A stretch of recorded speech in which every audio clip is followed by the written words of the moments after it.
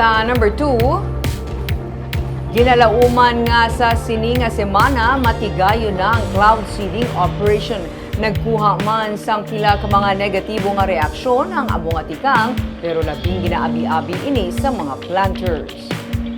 Suno kay Negros Occidental Governor Eugenio Jose Lacson, nahumana ang procurement sa Bureau of Soils and Water Management kag naga-coordinate na sa karon sa kaap. Suno kay Lacson, madamo sa mga planters ang luyag nga magpatuman sang cloud seeding bangod kun ang natural rains ang hulaton indi patuman ang pagtupa sini. Ginaabi-abi ang ulan labi na sa mga rain-fed areas o kun ang yadtong wala sang irigasyon.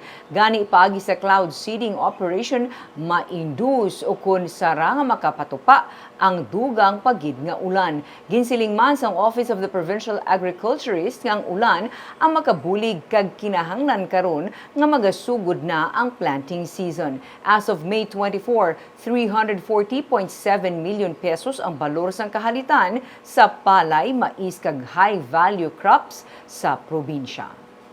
But again, no, we're doing this to induce more rain, which many of our farmers still welcome. No? So I just want to, inform the public why we are still considering cloud seeding.